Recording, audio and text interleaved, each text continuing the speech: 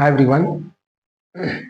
आज हम देखेंगे terms related to vector algebra, जो कि आपका चैप्टर 3 11th क्लास की फिजिक्स में मोशन इन अ प्लेन के अंडर में आता है। तो यहाँ वेक्टर अलजेब्रा से रिलेटेड कुछ टर्म्स है जिनको हम डिफाइन करेंगे या डेफिनेशन देखेंगे। फर्स्ट है यूनिट वेक्टर। तो यूनिट वेक्टर क्या होता है?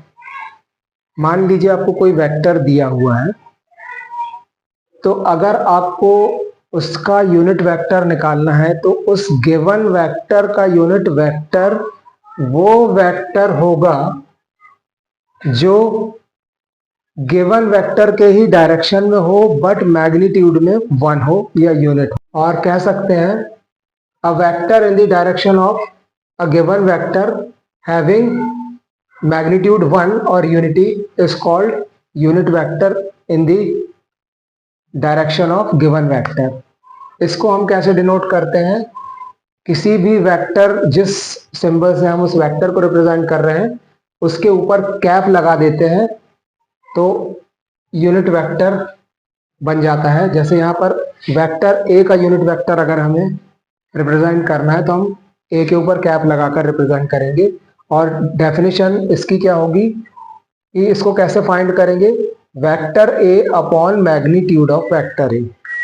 किसी वेक्टर को अगर आप उसके मैग्नीट्यूड से डिवाइड कर दें तो हमें डायरेक्शन मिल जाती है उस वेक्टर की, या यूनिट वेक्टर मिल जाता है। और यूनिट वेक्टर हमेशा उस वेक्टर की डायरेक्शन बताता है, क्योंकि मैग्नीट्यूड तो ऑलरेडी इसका हम 1 ही लेते हैं। मतलब इसको हम यूज करते हैं किसी वेक्टर की डायरेक्शन को रिप्रेजेंट करने के लिए, यानी यूनिट वेक्टर और कुछ नहीं, बस डायरेक्शन शो कर रहा है। तो vector upon magnitude of the vector. अब कार्टेशियन फॉर्म में अगर हम देखें तो वेक्टर ए को हम रिप्रेजेंट करेंगे आई ए एक्स प्लस जे ए वाई प्लस के ए जेड। 3 डायमेंशनल में हम वेक्टर ए को इस तरह से रिप्रेजेंट करेंगे। अब अगर इसका मैग्नीट्यूड हम निकालते हैं तो मैग्नीट्यूड हो जाएगा रूट ओवर ए एक्स स्क्वायर प्लस ए वाई स्क्वायर प्लस ए जेड स्क्वायर।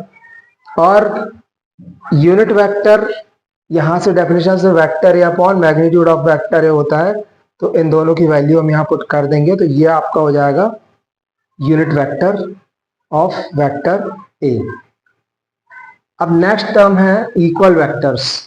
तो अगर आपको 2 वेक्टर्स दिए हुए हैं तो वो इक्वल तभी कहलाएंगे जब उन दोनों की डायरेक्शन सेम हो और मैग्नीट्यूड भी सेम हो। Means 2 vectors are said to be equal if both have same direction and equal magnitude, और equal direction and equal magnitude। अब नेगेटिव वेक्टर, तो किसी गिवन वेक्टर का नेगेटिव वेक्टर क्या होगा?